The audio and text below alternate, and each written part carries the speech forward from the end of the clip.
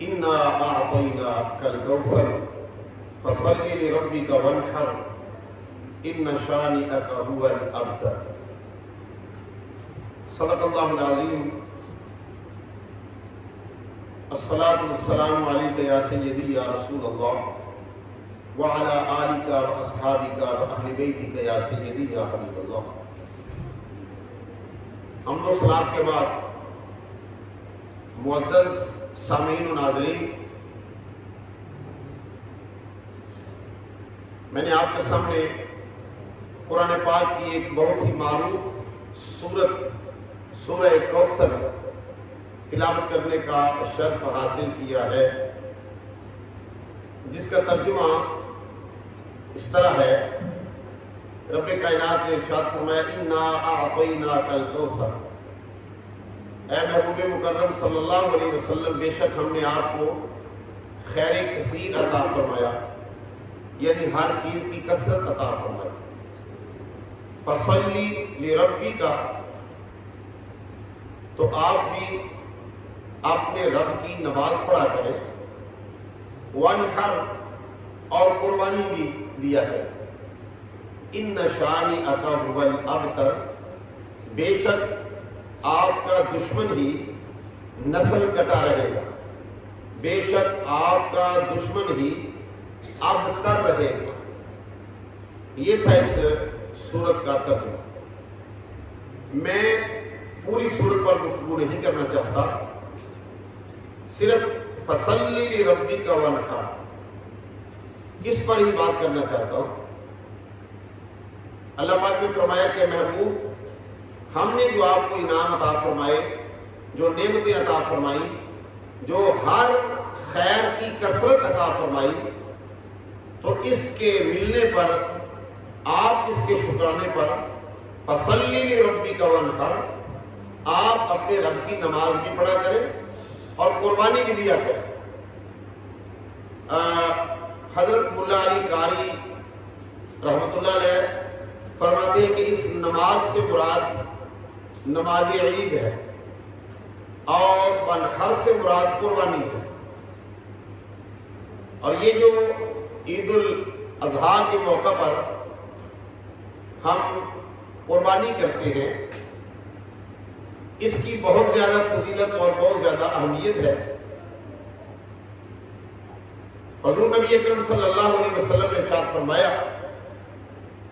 کہ عید الاضحیٰ کے دن، قربانی کے دن، جس کو یوم النحر بھی کہا جاتا ہے، اس دن اگر کوئی ڈھیروں کے ڈھیر سونا بھی اللہ کے راستے میں خرچ کر دے، اور ڈھیروں کے ڈھیر چاندی اور سونا اور پہاڑ کے برابر بھی سونا اللہ کے راستے میں خرچ کر دے، تو وہ اجر نہیں پا سکتا جو اجر عید کے دن قربانی کرنے والا جانور ذبح کر کے قربانی کی صورت میں اللہ کی بارگاہ سے پاتا ہے۔ تو قربانی کا اجر اور کسی حلال جانور کے خون بہانے کا اجر، اس کا مقابلہ عید کے دن، قربانی کے دن جتنا مرضی آپ صدقہ خیرات کر لیں، آپ اس کے برابر اجر حاصل نہیں کر سکتے۔ تو پتہ چلا کہ پھر قربانی کا اجر جو ہے یہ بہت زیادہ ہے۔ صحابہ کرام نے نبی کریم صلی اللہ علیہ وسلم کی بارگاہ میں عرض کیا، اے اللہ کے پیارے حبیب صلی اللہ علیہ وسلم، حضرت زید بن ارقم رضی اللہ تعالیٰ عنہ اس حدیث کے راوی ہیں، عرض کرتے ہیں، قال اصحاب رسول اللہ صلی اللہ علیہ وسلم، کہ نبی پاک صلی اللہ علیہ وسلم کے صحابہ نے آقا علیہ السلام کی بارگاہ میں عرض کیا، یا رسول اللہ ما هذه الاضاحی، پیارے آقا علیہ السلام یہ قربانی کیا ہے؟ تو نبی پاک علیہ السلام نے جواب ارشاد فرمایا، سنت ابیکم ابراہیم، کہ یہ میرے باپ ابراہیم علیہ السلام کی سنت ہے۔ تو صحابہ کرام نے عرض کیا، قالوا فما لنا فیہا یا رسول اللہ، حضور ہمارے لیے اس قربانی میں کیا اجر ہے، کیا ثواب ہے؟ تو آقا علیہ السلام نے ارشاد فرمایا، بِكُلِّ شَعْرَةٍ حَسَنَةٌ، حضور نے فرمایا قربانی کے جانور کے ہر بال کے بدلے ایک نیکی اللہ آپ کو عطا فرمائے. اللہ اکبر. اندازہ کریں کہ قربانی کے جانور کے جسم پر جو بال ہوتے ہیں ان کی کوئی گنتی کر سکتا ہے؟ ابھی تک تو کوئی مشین ایسی ایجاد نہیں ہوئی کہ جو جانور کے جسم کے اوپر جو بال ہیں ان کا شمار کر سکے. تو نبی کریم علیہ السلام نے ارشاد فرمایا جتنے جانور کے جسم کے اوپر بال ہوتے ہیں نا اللہ تعالیٰ اتنی نیکیاں قربانی کرنے والوں کو عطا فرماتا ہے. تو پھر صحابہ کرام علیہ الرضوان عرض کرتے ہیں قالوا فالصوف یا رسول اللہ، حضور جن جانوروں کے جسم پر صوف ہوتی ہے، یہ جو چھترے ہوتے ہیں، چھترے، ایک تو بکرا ہوتا ہے بکری کا، اس کے اوپر بال ہوتے ہیں، تو یہ جو چھترے ہوتے ہیں ان کے اوپر صوف ہوتی ہے. تو یا رسول اللہ جن کے اوپر صوف ہوتی ہے ان کے بارے میں کیا حکم ہے؟ تو آقا علیہ السلام نے ارشاد فرمایا بِكُلِّ شَعْرَةٍ مِّنَ الصُّوفِ حَسَنَةٌ، حضور نے فرمایا کہ صوف والے جانور کے بھی ہر بال کے بدلے ایک نیکی ہے. سبحان اللہ. تو پتہ یہ چلا کہ قربانی کا بہت بڑا اجر ہے، بہت زیادہ اس کا ثواب ہے. ایک حدیث پاک اور سن لے قربانی کے فضائل میں. حضرت عائشہ صدیقہ رضی اللہ تعالیٰ عنہا اس حدیث کی راویہ ہے. آپ فرماتی ہیں ان عائشہ ان رسول اللہ صلی اللہ علیہ وسلم قال، حضور نے صلی اللہ علیہ وسلم نے ارشاد فرمایا ما عمل آدمی من عمل یوم النحر، کہ عید الاضحیٰ کے دن کوئی نیک عمل اللہ تعالیٰ کے نزدیک قربانی کا خون بہانے سے زیادہ محبوب اور پسندیدہ نہیں ہے. احب الی اللہ من احراق الدم انہ لیاتی یوم القیامت بقرونها واشعارها واضلافها الدم، اور فرمایا لیقع من اللہ بمکان قبل ان یقع من الارض فطیبوا بها نفسا.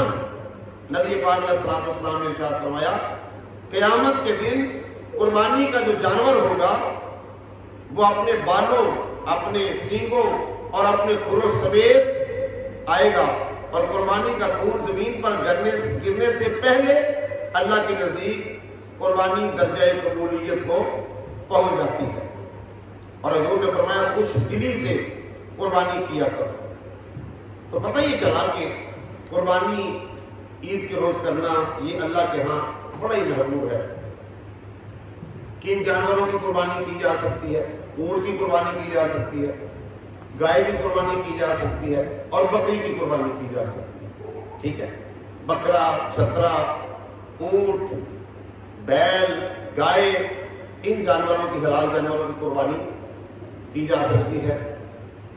اور اونٹ کی عمر 5 سال ہونی چاہیے، گائے کی عمر 2 سال ہونی چاہیے کم از کم، اور اسی طرح بکرے کی عمر جو ہے وہ 1 سال ہونی چاہیے کم از کم. لیکن اگر بھیڑ کا جو لیلا ہوتا ہے اس کی عمر علماء فرماتے ہیں اگر 6 ماہ بھی ہو تو وہ دیکھنے میں سال کا لگتا ہو، صحت مند ہو، تو اس کی قربانی بھی ہو جاتی ہے. قربانی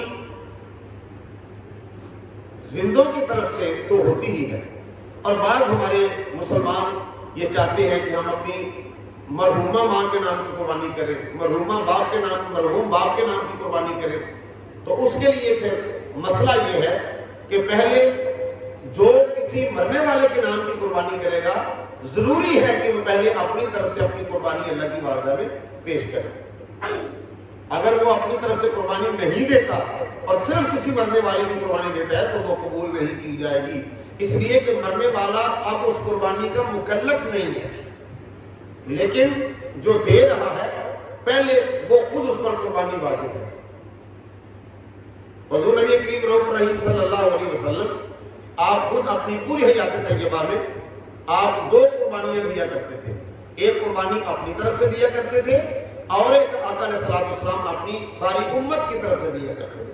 کتنا پیار تھا نبی پاک علیہ الصلوۃ والسلام کو اپنی امت کے ساتھ، اور وہ صرف اور صرف زندہ امت ہی نہیں، جو فوت ہو چکے ان کے نام کی بھی۔ اور یہ آقا علیہ الصلوۃ والسلام کا خاصہ تھا کہ وہ اپنی امت کے ساتھ محبت کا اظہار کرتے کہ ایک جانور پوری امت کی طرف سے قربانی کیا کرتے تھے۔ حضرت علی المرتضیٰ شیر خدا رضی اللہ تعالی عنہ، ان کو حضور علیہ الصلوۃ والسلام نے یہ وصیت فرمائی کہ اے علی تو بھی ہمیشہ 2 قربانیاں کیا کر، اور میرے بعد ہمیشہ 2 قربانیاں کرنا، ایک اپنی طرف سے اور ایک میری طرف سے۔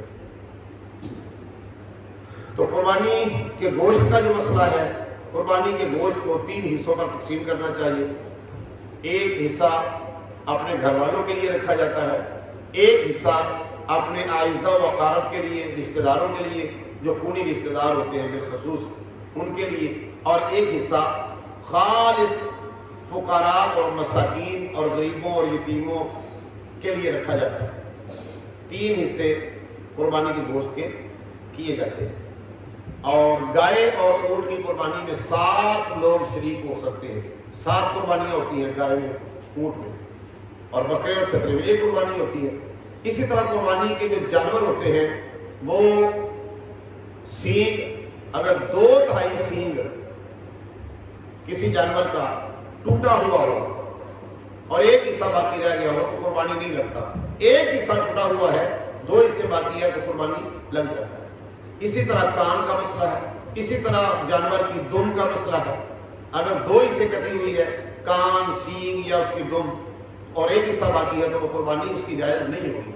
اگر 2 حصے باقی ہے اور ایک حصہ کٹی ہوئی ہے تو اس کی قربانی ہو جائے گی۔ 4 اسی طرح تھن کا مسئلہ ہے، ٹھیک ہے۔ اگر جانور جس کی قربانی آپ نے کرنی ہے وہ چل کر قربانی والی جگہ پر آ سکتا ہے، اس کی 4 ٹانگیں ہیں، اگر وہ 3 ٹانگوں کے ساتھ چل رہا ہے اور ایک ٹانگ جو ہے وہ ٹیک کے وہ چلتا ہے تو اس کی قربانی بھی جائز ہے۔ خارش زدہ جانور کی قربانی جائز نہیں، اندھے اور کانے جانور کی قربانی جائز نہیں، اور جس جانور میں دونوں یعنی نر اور مادہ کی دونوں خصلتیں پائی جائیں وہ اس کی قربانی بھی جائز نہیں ہے۔ اللہ تعالیٰ کی بارگاہ میں دعا ہے کہ جن کو اللہ نے توفیق دے رکھی ہے وہ لازمی قربانی دے اور قربانی کے عمل میں شامل ہوں۔ یہ نصیب اور قسمت سے موقع ہاتھ آتے ہیں۔ وما علینا الا البلاغ۔